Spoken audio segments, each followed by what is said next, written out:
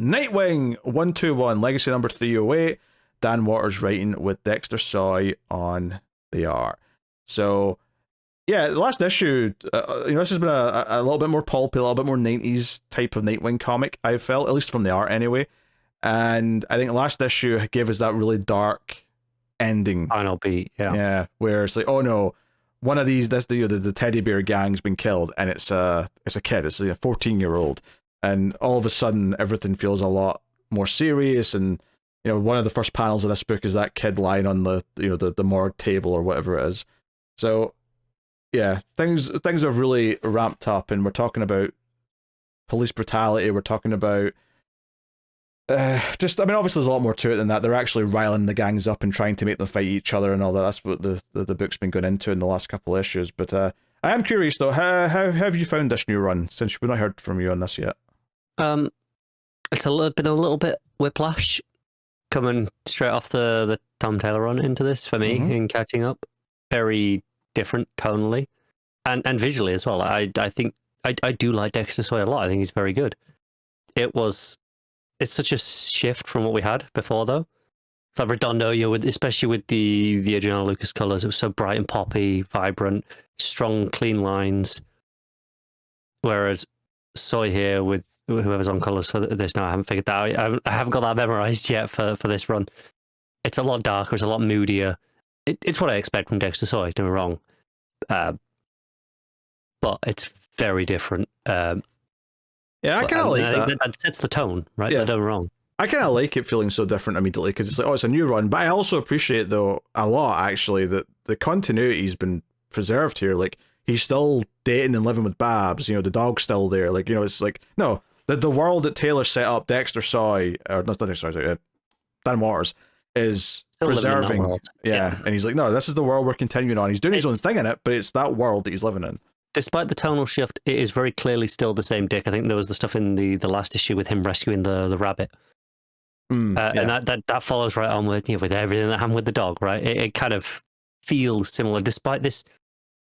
Like the Tom Taylor stuff, it kind of had like some dark tones to it, like dark undercurrents with what it was dealing with. But this run in its reissues has been significantly darker than that run ever was. Yeah, this version of Bloodhaven feels more like Detroit and RoboCop, it's particularly because you've got a company making like mech things and whatnot. I will say it feels more like Bloodhaven from the 90s. Yeah, well, that's what I started with. Like the first issue of this run, I said this feels more like a 90s comic, but not in a bad way. I kind of like that this feels that way. I agree. Like this feels like what Bloodhaven was before the last run, where they've been like, oh, Bloodhaven's trying to clean up, but it's Dick's trying to improve it, and it felt like from what we saw, a relatively nicer place. This feels grimy again. This feels like a pretty shitty city to live in a different way to Gotham. But yeah. And it's the people with the money who are sort of like forcing it to go back to that as well. This evil company who's wanting to militarize everything and whatnot. Yeah, it's fun. Yeah, and Dick's main goal in this issue, he's got Babs looking into the data he stole early on when he goes for a meeting with the evil lady. I can't remember her name from the company. But his main goal at that point though is to go back out to the teddy bear gang and be like, hey, why are you recruiting kids? This isn't on. And he has a big fight scene with a bunch of the bears. Looks really cool. Dexter Soy killing it with the art. And because they're all these like bright, colorful teddy bear colors, it's a very vivid few pages. Yeah, it's lots of yellows, purples, reds. Yeah, for sure. And Dick ultimately though comes to discover, the kid that, not the one that died obviously, but like the kid who was close to him, his brother, comes out and says, hey, they didn't recruit us, they gave us a place to go. And it kind of flips it into, no, the teddy bear gang were kind of given a home to people that weren't unlike Dick. Dick had at a time had nowhere to go, and Bruce took him in. This, for a lot of these kids, is what this teddy bear gang is. It feels very much like a place that Jason would have been in. Yes, that's if Bruce hadn't found him, it feels like this is what Jason would have ended up as. And I think Dick probably sees that pretty quickly himself. Yeah, I think it was a very sharp turn once this kid starts like just talking to him and telling him what this is. And they don't want the teddy bear gang to go away. Like it's their home, basically. And like the leader, he's not the main leader, but he's the one kind of in charge now. Sort of pipes in and just says, yeah, like some of the kids go too far, and there's not much we can do about that. But like, this is a place where people can go, and like it adds enough of this moral kind of like middle ground where you're like, oh, these aren't just villains, this group. Like all of a sudden there's a group here that we can kind of root for. And he ends up having to protect them because then like the super cops from the company show up with the regular cops outside, and he's like, okay, we all have to go. So he kind of like directs them on some motorbikes, and we get another fun action sequence with them driving away, and the jetpack cops like coming after them. Some fun stuff, flipping over a truck, just chaos on the highway. And Dexter Soy is very good at the action. Like that's something that's been really clear in these 3 issues, is that he's very good at these big, movie-like style, again, very 90s style action sequences. Not big bombastic stuff you need like, the CG of like a 2020 movie to do. Really street levels, like budget stuff. But it's the sort of thing where, I could see this in a John Woo movie in, 1996 or something like that. Absolutely. And it would probably look pretty good there as well.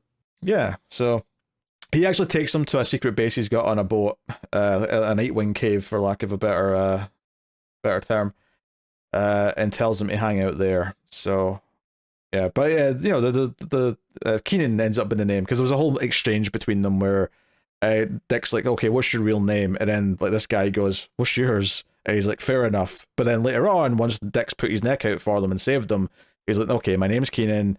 I'll put out the word to like protect our people and have them come in.